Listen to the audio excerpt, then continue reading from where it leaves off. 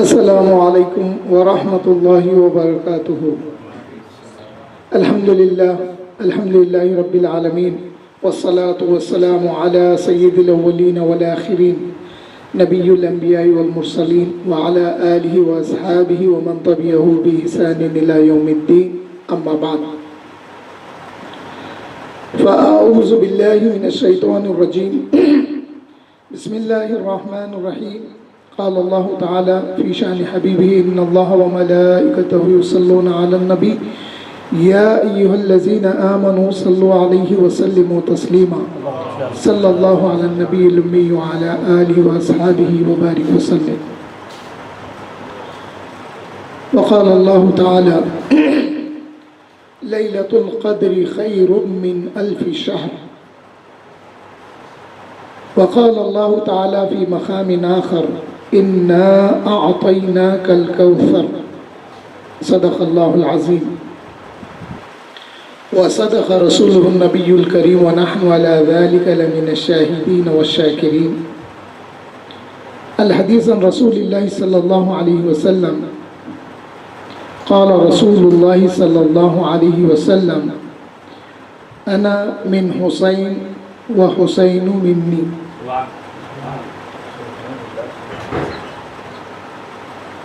او کما قال علیہ الصلاۃ والسلام،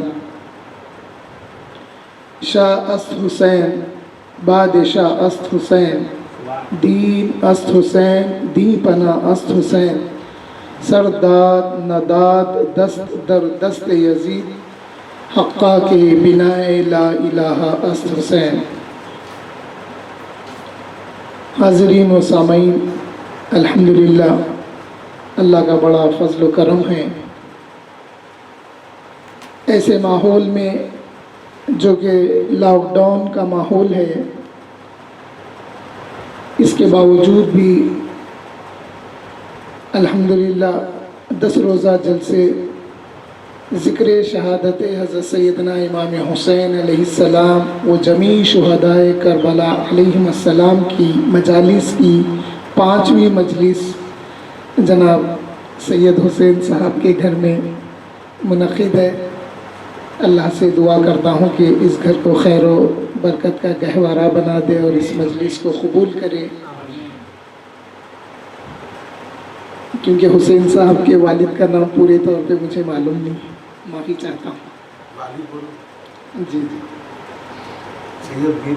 اچھا، الحمدللہ یہ 5ویں مجلس حضرت سید میر پاشا قادری نقشبندی صاحب کے گھر میں منعقد ہے۔ اللہ اس گھر کو خیر و برکت کا گہوارہ بنائے اور امام حسین کی اس ذکر کی مجلس کا فیض ہم سب کو عطا کرے۔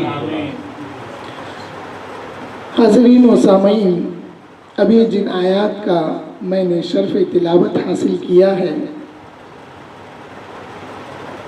سوچتے ہوں گے کہ یہ آیات جیسا سورہ قدر کی آیت کو میں نے تلاوت کیا تو فوری ذہن یہ کام کرتا کہ یہ تو شب قدر کی فضیلت کے متعلق ہے۔ بے شک یہ سورت شب قدر کی متعلق ہے۔ اللہ جل شانہ فرماتے ہیں انا انزلناہ فی لیلۃ القدر۔ اس کے بعد پھر اللہ جل شانہ فرماتے ہیں کہ جانتے ہیں یہ لیلۃ القدر کیا ہے؟ پھر آگے فرماتے ہیں یہ وہ لیلۃ القدر ہے جو 1000 مہینوں سے بہتر ہے۔ اس کا ایک شان نزول یہ بھی ہوا، ایک جو میں نے آیت پڑھی ہے وہ جامع ترمذی میں سورہ القدر کی تفسیر میں ایک حدیث شریف حضرت امام حسن علیہ السلام سے ہے۔ حضرت امام حسن علیہ السلام کے پاس ایک شخص آیا، آ کے کہنے لگا اے امام حسن، آپ نے جو حضرت امیر معاویہ سے بیعت کر لی ہے، اس کے ذریعے آپ نے تو مسلمانوں کے چہرے پہ کالک لگا دی۔ وہ شخص امام حسن سے کہہ رہا ہے۔ امام حسن فرمائے کہ اے شخص تو مجھے مت بول، کیونکہ میں نے رسول اللہ صلی اللہ علیہ وسلم کو سنا ہے، رسول اللہ صلی اللہ علیہ وسلم نے اپنے ممبر پر بنو امیہ کو اچھل کود کرتے ہوئے دیکھا تو حضور صلی اللہ علیہ وسلم کو یہ بات بڑی ناگوار گزری، تو اللہ جل شانہ نے یہ آیت نازل فرمائی لیلۃ القدر خیر من الف شہر۔ اے پیارے، وہ جو قدر والی رات ہے وہ 1000 مہینوں سے بہتر ہے۔ پھر امام حسن اس سے فرمانے لگے، اے شخص، اللہ جل شانہ نے اپنے پیارے سے فرمایا انا اعطیناک الکوثر، اے پیارے میں نے تجھے کوثر عطا کیا ہے۔ انا اعطیناک حضور سے خطاب ہے، اعطیناک اللہ فرما رہا انا بے شک ہم نے اعطیناک اے پیارے تجھے عطا کیا، کیا عطا کیا؟ الکوثر۔ یہ امام حسن نے اس شخص سے فرمایا۔ تو اب راوی حدیث کہتے ہیں کہ ہم نے بنو امیہ کا دور خلافت کو گنا، دور خلافت بنو امیہ کا جب ہم گنے تو 1000 مہینوں سے نہ کم تھا نہ زیادہ تھا۔ یہ ہے۔ اب سوال یہ ہے، ان کے سوال کا جواب یہ ہے، جو بد عقیدے سوال کرتے ہیں، اس لیے حسن رضا خان بریلوی رحمۃ اللہ علیہ نے فرمایا بے ادب گستاخ فرقے سے کہہ دو اے حسن، یوں کہا کرتے ہیں سنی داستان اہل بیت۔ تو الزام کس پہ لگا رہے ہیں؟ اس کا جواب حضرت امام حسن نے دے دیا۔ امام حسن نے فرمایا میں نے جو ان کے ساتھ صلح کر لی ہے امیر معاویہ کے ساتھ رضی اللہ عنہ، کیونکہ آپ فرماتے ہیں کہ حضور سے یہ کہا گیا یا محمد صلی اللہ علیہ وسلم آپ کے بعد بنو امیہ کی حکومت ہوگی، اس لیے میں نے حضرت معاویہ سے بیعت کر لی یا صلح کر لی۔ حضرت امام حسن فرما رہے ہیں۔ اب حاضرین محترم، جب حضور اکرم صلی اللہ علیہ وسلم کی ولادت باسعادت ہوئی تو ولادت کے واقعات میں یہ بات آپ بارہا سنے ہوں گے کہ جب حضور صلی اللہ علیہ وسلم کی ولادت مبارکہ ہوئی تو آپ کے حجرے میں ایک نور روشن ہو گیا، آپ کے حجرے سے نور روشن ہو کر آسمان کی طرف بلند ہو گیا، اور وہاں پہ جو موجود تھے انہوں نے بیان کیا کہ وہ جو نور روشن ہوا تو ہم نے شام کے محلات کو دیکھا، اس نور کی روشنی میں ہم نے شام کے محلات کو دیکھا۔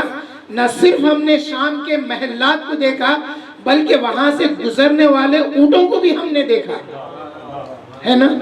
یہ آپ نے سنا نا؟ اب اس کی تعویل کیا ہے؟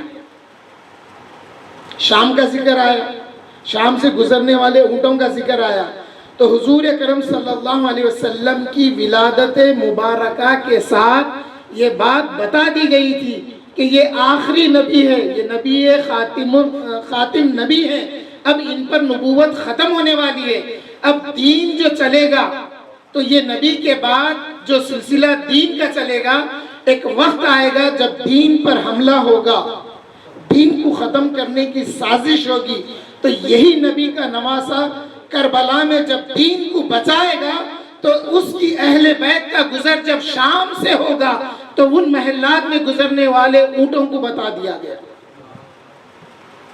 وہ جو بات ہونے والی تھی کربلا میں امام حسین کی شہادت کے بعد میں اہل بیت کا گھرانہ جب وہاں سے نکل کر شام کی طرف پہنچے گا، اونٹوں پر جن کو سوار کر دیا جائے گا، ننگی اونٹوں کی پیٹھ پر اہل بیت کی عورتوں کو سوار کر دیا گیا تھا، اور نیزہ لیے ہوئے یزیدی جب شام میں داخل ہو رہے تھے یا ہونے والے ہیں تو وہ منظر کو اس وقت بتا دیا گیا حضور کی ولادت پر۔ حاضرین محترم، جب امام حسین کی ولادت ہوئی اس وقت بھی شہادت کا معاملہ بتا دیا گیا، جیسا میں 1-2 بار عرض کیا ہوں، یہاں بھی مناسبت سے بتا دینا چاہتا ہوں۔ اب آئیے اس آیت کریمہ کے متعلق جو جامع ترمذی میں آئی ہے، یہ حدیث کی تفسیر یہ آئی ہے اور یہ آیتوں کی تفسیر یہ آئی ہے، اس میں ایک آیت تو آئی کہ لیلۃ القدر خیر من الف شہر۔ اے پیارے محمد صلی اللہ علیہ وسلم، وہ جو عاشورے کی رات ہوگی، وہ جو رات ہوگی عاشورے کی، جس میں امام حسین اپنی اہل بیت کے ساتھ آخری رات گزاریں گے، یا وہ دن جس دن امام حسین کی شہادت ہوگی اور ان کے خانوادے کے لوگوں کی شہادت ہوگی، یہ رات وہ بنو امیہ کے دور حکومت کے 1000 مہینوں سے یہ ایک رات بہتر ہوگی۔ یہ ہے لیلۃ القدر خیر من الف شہر۔ اور یہ جامع ترمذی میں ہے، جامع ترمذی کے آخری حصے میں تفسیر القرآن کا چیپٹر ہے، اس میں ہر سورے کی بعض آیتوں کی تفسیر آئی ہے۔ تو جب اس میں سورہ قدر کی تفسیر دیکھیں گے تو اس آیت کی تشریح اور تفسیر حضرت امام حسن بیان کر رہے ہیں۔ اب اس سے زیادہ اور کیا چاہیے ان لوگوں کو؟ آپ ایک بات کو دیکھیے، یہ جتنے رافضی اور شیعہ جتنا اعتراض کرتے ہیں نا، چاہے وہ خلافت راشدہ پر ہو یا اہل بیت کی عظمت کے خلاف جو یہ بیان کرتے ہیں، ان کے جواب اگر ملیں گے تو اہل بیت کے ریفرنسز ملیں گے، انکار نہیں کر سکتے کم بخت۔ میں پرسوں بتا رہا تھا مباہلے کی آیت کی تفسیر اور اس کا شان نزول، تو اس میں ہم نے آج تک سنا ہے اور یہ پڑھا ہے کہ مباہلے میں حضور اکرم صلی اللہ علیہ وسلم تھے، حضرت امام حسن تھے، حضرت امام حسین تھے، بی بی فاطمہ الزہرا رضی اللہ تعالی عنہا تھی، اور مولا علی کرم اللہ وجہہ تھے مباہلے میں۔ لیکن ایک روایت حضرت امام جعفر صادق یہ بیان کرتے ہیں کہ اس مباہلے میں حضرت ابو بکر کے بھی بیٹے تھے، حضرت عمر کے بھی بیٹے تھے، حضرت عثمان کے بھی بیٹے تھے، حضرت علی کے بھی بیٹے تھے۔ گرچہ یہ ایک ہی روایت ہے حدیث کی، حدیث میں یہ ایک ہی روایت حضرت امام جعفر سے ہے۔ آپ فرماتے ہیں کہ نہ صرف علی کے بیٹے تھے، مولا علی کے بیٹے تھے، بلکہ تینوں خلفاء کے بھی بیٹے تھے۔ اب یہ بدبخت اگر سوال کرتے ہیں تو ان کا جواب کہاں سے مل رہا؟ اہل بیت کے اماموں سے مل رہا۔ تو یہاں جو آیت کی تفسیر حضرت امام حسن نے بتائی وہ یہ تھی۔ اب اس کے ساتھ ساتھ حضرت امام حسن علیہ السلام نے اور ایک آیت پڑھی، آپ نے فرمایا کہ اللہ نے وہ آیت بھی دی اور یہ آیت بھی دی، اِنَّا أَعْطَيْنَاكَ الْكَوْثَرَ، اے پیارے میں تجھ کو کوثر دے رہا ہوں۔ اس کی تفسیر میں حضرت امام حسن فرماتے ہیں کہ یہاں پر کوثر سے مراد حوض کوثر ہے۔ تو اب بات کیا سمجھ میں آئی؟ بات یہ سمجھ میں آئی کہ اگر کربلا میں اہل بیت پر اگر پانی روک دیا جاتا ہے تو اس کی کیا پرواہ ہے؟ ارے یہ تو دنیا کا پانی ہے، مگر جس حوض کوثر سے ساری امت سیراب ہوگی، اور جب جو کوئی بھی حوض کوثر سے پیے گا تو اس کو پھر پیاس نہیں لگے۔ حوض کوثر کی یہ خوبی ہے۔ تو آپ نے فرمایا کہ ایک وقت آئے گا پانی روک دیا جائے گا، جو سمجھ میں آتا ہے، ایک وقت آئے گا اہل بیت پر پانی روک دیا جائے گا، مگر اللہ نے کوثر دیا ہے۔ اور سورہ کوثر کی تفسیر میں یہ بھی آتا ہے کہ اے پیارے، جب ابو لہب وغیرہ حضور صلی اللہ علیہ وسلم کے ایک صاحبزادے کے انتقال پر تانا دینے لگے، کہنے لگے کہ اب تو محمد صلی اللہ علیہ وسلم کی بیٹے بچے نہیں، اب ان کا سلسلہ نہیں چلے گا، کیونکہ وہ جاہل تھے، وہ کافر تھے، وہ مشرک تھے، اللہ کی مشیت کیا ہے وہ جانتے نہیں تھے۔ اب ہماری کیا سمجھ میں آتا ہے کہ حضور صلی اللہ علیہ وسلم کی نرینہ اولاد کیوں باقی نہیں رہی، کیوں حضور کا سلسلہ نرینہ اولاد سے نہیں ہوا؟ تو حضور کی خوبی اور حضور کے خاتم النبیین ہونے کے لیے اور آپ افضل الانبیاء والمرسلین ہونے کے لیے یہ اللہ کی مشیت تھی کہ بچپن میں ہی، بلوغ سے پہلے ہی آپ کے صاحبزادوں کو اللہ تعالیٰ نے اپنے پاس بلا دیا۔ اگر صاحبزادے بڑے ہوتے اور اگر نبوت نہیں ملتی تو پھر حضرت ابراہیم علیہ السلام کا مقام ایسا ہے کہ وہ بھی نبی ہوئے، ان کے بیٹے بھی نبی ہوئے۔ یہ ساری چیزیں تھی اللہ کے نزدیک، یہ مشیت الہی تھی۔ تو بتانا یہ مقصود ہے، جب کفار مکہ تانا دینے لگے تو اللہ تعالیٰ سورہ کوثر عطا کیا، اے پیارے میں تجھے کوثر دیتا ہوں، تو اولاد کے لیے فکر مند ہے، میں تجھے فاطمہ دیتا ہوں، فاطمہ کے ذریعے تیری اولاد چلے۔ یہاں پر کوثر کی تفسیر بی بی فاطمہ الزہرا رضی اللہ تعالیٰ عنہ ہے۔ اللہ فرمایا اے پیارے تو اولاد کے لیے فکر مند نہ ہو، میں تجھے فاطمہ دیتا ہوں اور فاطمہ کے ذریعے تیری اولاد کا سلسلہ چلے گا۔ اسی لیے حضور صلی اللہ علیہ وسلم نے دونوں شہزادوں کے لیے فرمایا کہ یہ میری بیٹی کے بیٹے ہیں اور میرے بیٹے ہیں۔ حاضرین محترم، یہ آیتیں اور یہ حدیث شریف سے یہ ثابت ہوتا ہے کہ امام حسن نے بتا دیا کہ حضرت امیر معاویہ رضی اللہ تعالیٰ عنہ کی جو بادشاہت تھی یہ اللہ تعالیٰ کو منظور تھا اور حضور صلی اللہ علیہ وسلم کو بتا دیا گیا۔ ایک دوسری روایت میں یہ ہے کہ حضور نے خواب میں دیکھا کہ بنو امیہ کے شریر لونڈے حضور کے منبر پر اچھل کود کر رہے ہیں، تو حضور صلی اللہ علیہ وسلم کو بڑی تشویش ہوئی کہ یا اللہ میرے منبر پر شریر لونڈوں کی اچھل کود ہو رہی ہے، تو اللہ تعالیٰ نے یہ آیتیں نازل کی ہے بالکل۔ اور اس کے راوی حدیث بیان کرتے ہیں کہ ہم نے بنو امیہ کا دور خلافت، دور حکومت ہم نے گن کے دیکھا تو 1000 مہینوں سے نہ کم تھا نہ زیادہ تھا۔ حاضرین محترم، یہی نہیں بلکہ اب جو اعتراض کرتے ہیں کہ صحابہ ہونے کے باوجود صحابہ ساتھ نہیں تھے، تو یہ جواب آپ یاد رکھیے، صحابہ ہو یا صحابہ کی اولاد ہو، صحابہ کی اولاد میں حضرت عبداللہ ابن عباس، حضرت عبداللہ ابن عمر اور بعض صحابہ نے امام حسین کو تسلی دینے کی کوشش کی، یا ابن رسول اللہ، اے امام حسین علیہ السلام، آپ نے دیکھا ہے کہ آپ جن کی طرف جا رہے ہیں، جن کوفیوں کے کہنے پہ آپ جا رہے ہیں، آپ کو تجربہ ہے اس بات کا کہ آپ کے والد کے ساتھ وہ لوگ وفا نہیں کیے اور آپ کے بھائی کے ساتھ بھی وہ لوگ وفا نہیں کیے۔ یہ صحابہ یا صحابہ کی جو اولاد تھی، یہ لوگوں نے انہیں تسلی دی۔ میں روکے کا لفظ استعمال نہیں کرتا ادب سے، کیونکہ ان لوگوں نے یہ بات کی تسلی دی کہ آپ کے ساتھ حسن سلوک ہوگا یا وہ لوگ وعدہ وفا کریں گے، یہ یقین نہیں ہے، آپ ادھر کا رخ نہ کریے۔ جب آپ مکے سے نکلنے لگے تو جب حضرت نام یاد نہیں ہے، جب آپ کو تسلی دی گئی کہ آپ نہیں جائیں، تو آپ امام حسین نے فرمایا کہ میں نے رات میں خواب میں دیکھا ہے کہ حضور صلی اللہ علیہ وسلم نے فرمایا اے حسین تمہارا انتظار ہے، اسی لیے میرے کو جانا ضروری ہے۔ اور میں پچھلے جلسوں میں بتایا کہ امام حسین کی ولادت کے موقع پہ بتا دیا گیا تھا کہ یہ شہزادہ کربلا میں شہید ہوگا۔ ایک دو باتیں کر کے اپنی بات کو پوری کر لیتا ہوں کیونکہ وقت کافی ہو چکا ہے۔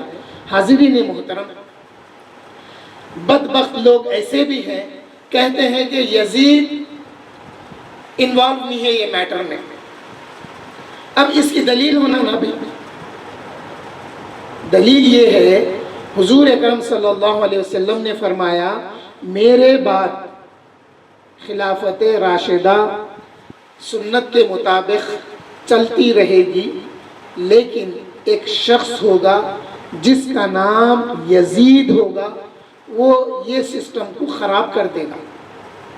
جب حضور نے یزید کا نام لے کے بتا دیا تو پھر اب یہ بدبختے دیکھیے کہاں سے بے ادبی کا راستہ کھولتے ہیں، کیسا راستہ کھولتے ہیں۔ وہ مرزا کو مت سنیے، مرزا انجینئر جو ہے پاکستان کا، اس کے تمام لیکچر دیکھیے، سوائے شک و شبہ پیدا کرنے کے کوئی اور اس کی تقریر میں بات نہیں ہوتی۔ وہ یہ کہتا ہے کہ نہیں ان کو برا نہیں بولنا، انہیں انوالو نہیں تھا، ان کو جو بٹھائے ان کو بولو۔ ارے صحابی کی شان میں گستاخی کرنے کی دعوت دے رہا، فکر دے رہا۔ شیطان کیسا بہکاتا، حدیث شریف میں آیا ہے کہ یہ کون بنائے، فلاں بنائے، اس کو کون بنائے، فلاں بنائے، پھر اس کو کون بنائے، فلاں بنائے۔ ہوتے ہوتے وہ سوال کرتا ہے کہ اللہ کو کس نے بنایا؟ تو حضور صلی اللہ علیہ وسلم نے فرمایا ایسے وقت میں کہنا کہ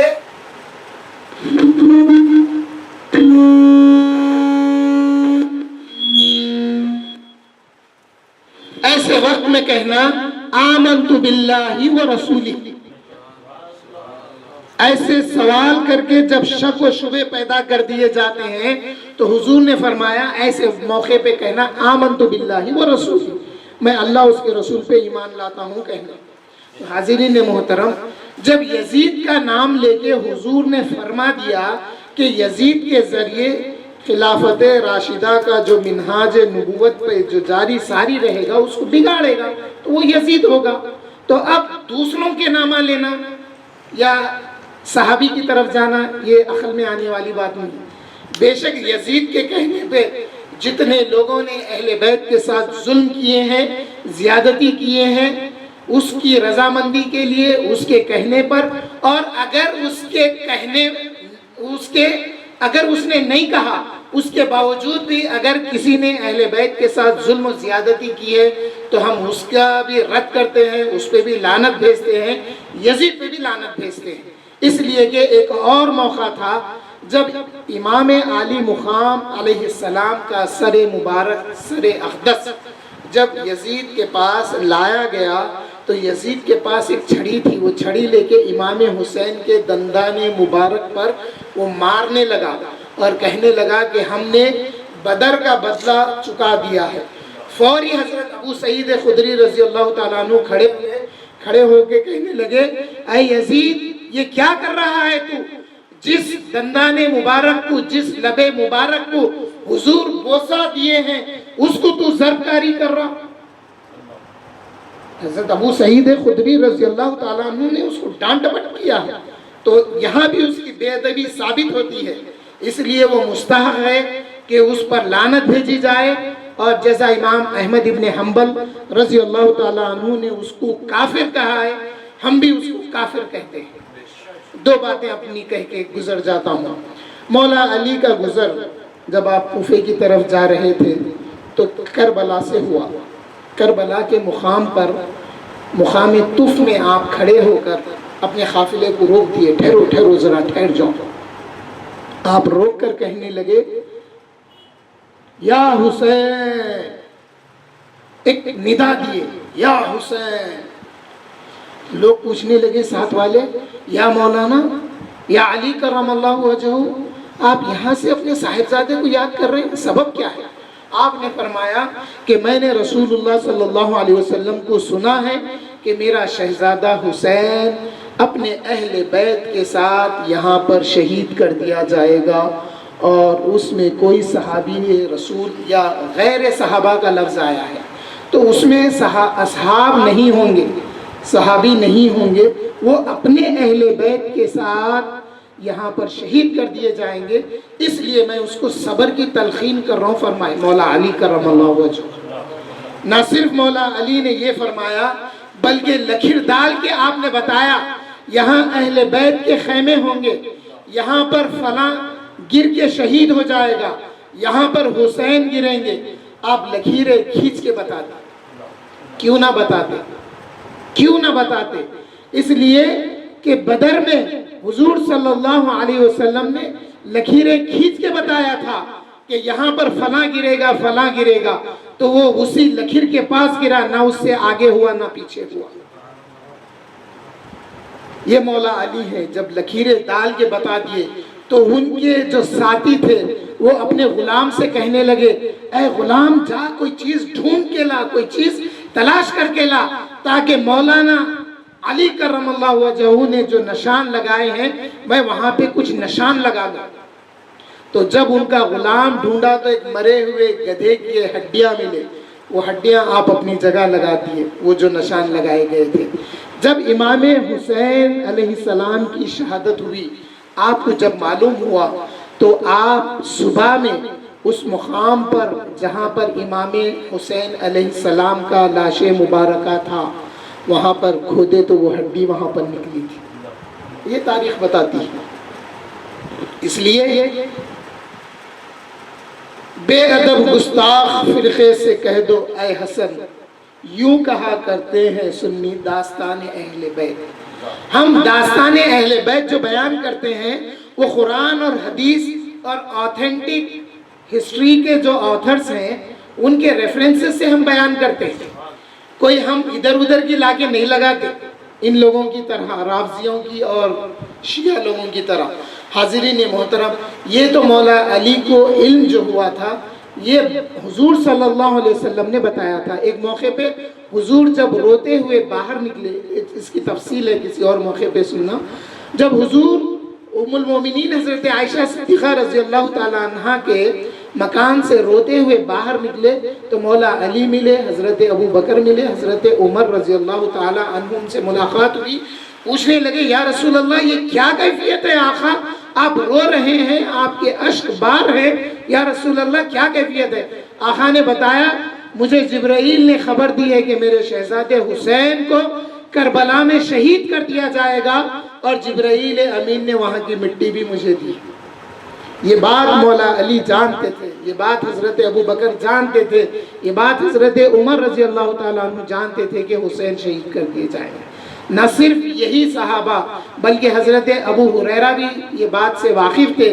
حضرت ابو ہریرہ دعا کرتے تھے کہ اے اللہ مجھے 60 ہجری کے شروع تک نہ پہنچا، یعنی اے اللہ وہ زمانہ مجھے نہ دکھا جو 60 ہجری کے ابتدا میں ہونے والا ہے. حضرت ابو ہریرہ کا وصال 60 ہجری سے پہلے ہو گیا، اور شہادت امام حسین کا واقعہ 60 ہجری کے ابتدا میں ہوا محرم. تو صحابہ کو معلوم تھا، صحابہ جانتے تھے. اب جو لوگ تاریخ دیکھتے ہیں، جو لوگ تاریخ دیکھتے ہیں وہ گمراہی کی طرف ان کا ذہن چلے جاتا. جیسا وہ بولا انہوں انوالو نہیں، وہ 2 شہزادوں کی جنگ تھی، یہ ذہن میں آیا، ایمان چلا گیا. ہم امام حسین کی شہادت کو اگر پڑھتے ہیں، اگر ہم سنتے ہیں تو اللہ کی مشیت اور رسول اللہ صلی اللہ علیہ وسلم کے بتائے ہوئے جو پیش گوئیاں تھے، حضور صلی اللہ علیہ وسلم نے جو بات بتائی تھی اس کو مانتے ہوئے ہم شہادت امام حسین کو دیکھتے ہیں. اب دیکھیے دوسری باتوں کو تو جانتے نا، جیسا حضور صلی اللہ علیہ وسلم نے فرمایا میرے سامنے جنت کا رجسٹر پیش کر دیا گیا، جہنم کے لوگوں کا رجسٹر پیش کر دیا گیا. میں نے پہلے جنت میں داخل ہونے والے سے لے کر آخر میں جو داخل ہوگا اس کا نام، اس کے باپ کا نام، اس کے خاندان کے نام سے میں واقف ہوں، آقا فرماتے ہیں. اور ایک حضرت عمران ابن حسین رضی اللہ تعالیٰ عنہ فرماتے ہیں ایک دفعہ حضور صلی اللہ علیہ وسلم شروع دنیا سے، شروع کائنات سے آپ بیان کرنا شروع کریں. آپ فجر سے بیان کرنے لگے، ظہر ہو گئی، ظہر سے عصر ہو گئی. آپ تخلیق کائنات کے متعلق آپ بیان فرما رہے تھے. کسی نے آ کے مجھ سے کہا اے عمران ابن حسین تمہاری اونٹنی چھوٹ کے چلے گئی ہے. میں اپنی اونٹنی کی تلاش میں نکلا، جب واپس آیا تو مجھے بڑا افسوس ہوا کہ کاش میں اونٹ کی تلاش میں نہ جاتا، میں بیٹھ کر حضور صلی اللہ علیہ وسلم کی بتائی ہوئی باتوں کو سنتا. ہمارا ایمان اگر ان باتوں پہ ہے تو پھر ہمارا ایمان حضور صلی اللہ علیہ وسلم نے جو امام حسین کی شہادت کے متعلق فرمایا ہے اس پر بھی ہمارا ایمان پختہ ہے. اے آقا آپ نے جو فرمایا ہے ہم اس کو مانتے ہیں، ہم اس کو دل سے مانتے ہیں، اور ہمارا ایمان عقیدہ یہی ہے کہ شہزادے حسین کی شہادت کربلا میں ہونی تھی جیسا کہ آپ نے فرمایا ہے. پھر اس سے سبق ہمیں کیا ہے، شہادت کا سبق ہمارے لیے کیا ہے، اور آج کی اس مجلس کا میسیج کیا ہے؟ آج کی اس مجلس کا میسیج یہ ہے کہ حاضرین محترم، محرم کا ہم احترام کریں. محرم میں ہم احترام کیسے کریں؟ جیسا کہ پچھلے دنوں سے بتایا جا رہا ہے، محرم کا احترام یہ ہے کہ ہمارے بڑے جو ہم کو احترام بتائے تھے وہ احترام میں یہ تھا، نئے کپڑے پہننے سے پرہیز کرتے تھے اور خوشی کے کام کرنے سے پرہیز کرتے تھے، رک جاتے تھے، 1 مہینہ تو رک جاتے، اس کے بعد منائے، خوشی جتنی منانا ہے. یہاں تک کہ گھروں میں اس زمانے میں ریڈیو ہوتے تھے تو ریڈیو بھی بند رہتے تھے، اور گھروں میں گوشت نہیں پکتا تھا، اور گھروں سے عود کی خوشبو آتی تھی، اندازہ ہوتا تھا کہ یہ گھر میں آج فاتحہ ہوئے. یہ ماحول تھا. کم سے کم یہ 10 دنوں میں 2-3 दिन 4 दिन तो बाहर शरबत पिलाते थे, कभी शरबत गुड़ का होता था, कभी शरबत दूध का होता था, कभी शरबत पानी का भी होता था। हाज़रीन मोहतरम, एक हदीस शरीफ बताऊं आपको, हुजूर ने फरमाया जुमा के दिन जुमा का एहतमाम करने के मुताल्लिक़ फरमाया, जो बाद में बताना चाह रहा हूँ ये है, हुजूर ने फरमाया जुमा के दिन जो खुशबू मुयस्सर हो वो लगाओ, अगर कोई खुशबू मुयस्सर नहीं है तो पानी लगाने का हुक्म दिया है हुजूर सल्लल्लाहु अलैहि वसल्लम। पानी लगा लो खुशबू की जगह। तो हाज़रीन मोहतरम, जिसकी जैसी इस्तिताअत होती थी वो बेचारा पानी का शरबत बना लेता था, जिसकी थोड़ी इस्तिताअत ज़्यादा हुई वो गुड़ का बनाता था, और जिसकी इस्तिताअत और ज़्यादा हुई वो दूध का बना के तक़सीम करते थे। आज ये माहौल देखने में नहीं आ रहा। अल्लाह कम से कम हम जो चाहने वाले हैं इमाम हुसैन के, हमें ये तौफीक दे के हम कुछ ऐसा करते रहें। और एक ये जो शहादत का मैसेज है, ये वाज़ेह मैसेज है कि जब कभी भी अहले बैत की शान में गुस्ताखी की बात हम सुने, या हुजूर सल्लल्लाहु अलैहि वसल्लम की शान में हम गुस्ताखी की बात सुने, तो फौरी उसका रद्द करना। अगर आपको ठीक है डीप नॉलेज नहीं है, आपको कम से कम इतना तो बोलिए, अरे क्या बोल रहा तू, अरे भाई, अरे मियाँ, लैंग्वेज यूज़ नहीं करना, थोड़ा सख्ती लाना। अरे क्या बोल रहा, तू जो बोल रहा उसका जवाब मैं नहीं दे सकता, मगर मेरा दिल बोल रहा तू गलत बोल रहा, खामोश बैठ जा। इतना तो बोलिए ना भाई, क्या मेरी गर्दन मार देगा कोई? इतना ही बोलेंगे ना, अरे बड़ा बदतमीज है। अरे बदतमीज नहीं, अदब ये है, इश्क़ मुस्तफ़ा का अदब ये है कि लोगों को बुरा बोला जाए। क्योंकि हज़रत उमर ने एक मौके पे फरमाया था, ये कुत्ते को पकड़ के रखो, फरमाए थे। एक शख्स हुजूर के कत्ल के इरादे से, शहीद करने के इरादे से मक्के से वादा करके निकला था। जब मदीना आया तो हज़रत उमर मुनाफिकीन को पहचानते थे। आप कहने लगे ये कुत्ते को थाम के रखो, पकड़ के रखो, मैं अभी आ रहा हूँ। हुजूर से जाके अर्ज़ किया, या रसूल अल्लाह, सुफियान इब्न उयैना आया है, या कुछ ऐसा नाम सुफियान था उसका, वो आया है और इरादे अच्छे नहीं लग रहे। तो हज़रत उमर ने ये सख्त अल्फाज इस्तेमाल किए थे, कुत्ते को पकड़ के रखो। उसके बाद वो ईमान लाए, वो बात अलग है। तो कहने का मकसद ये है, ये पूछा जाएगा कि तुम्हारे सामने बेअदबी की गई, तुम खामोश क्यों रहे? तुम्हें जुबान दी गई थी, तुम खामोश क्यों रहे? तुम्हें हाथ दिया गया था, खामोश क्यों रहे? इसलिए आका इश्क़ व मोहब्बत आला हज़रत ने फरमाया, दहन में है जुबां तुम्हारे लिए, हम आए यहाँ तुम्हारे लिए, कल उठेंगे वहाँ तुम्हारे लिए। व आखिर दावाना अनिल हम्दुलिल्लाहि रब्बिल आलमीन।